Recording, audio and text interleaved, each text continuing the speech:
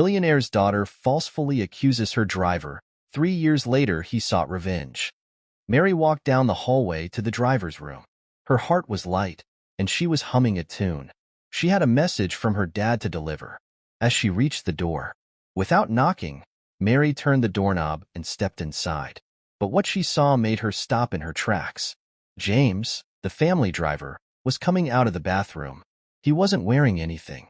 Mary gasped, her hand flying to her mouth. She froze on the spot. James stood still too, his eyes wide with shock.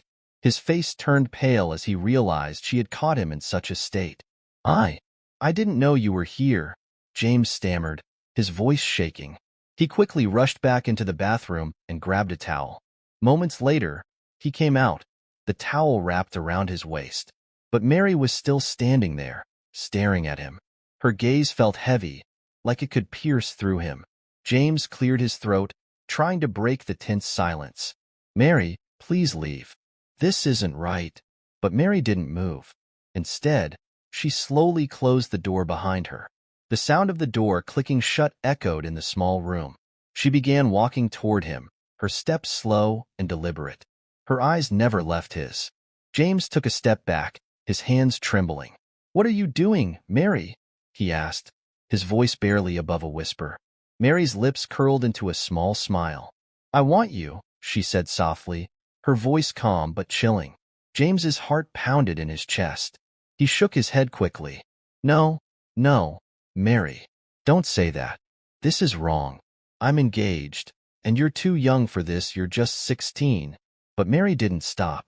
She kept moving closer, her voice low and firm. "If you don't do what I want, I'll tell my dad you forced me." James's face went pale. You can't do that," he whispered, his voice filled with disbelief. Mary didn't reply. She was now standing right in front of him, her eyes locked onto his, daring him to stop her. James panicked. He gently pushed her away, his hands trembling. "No, Mary, stop this. Please. This isn't right." Mary stumbled back, but caught herself. Her face twisted with anger. She grabbed her dress and pulled at it, tearing it apart. "Help!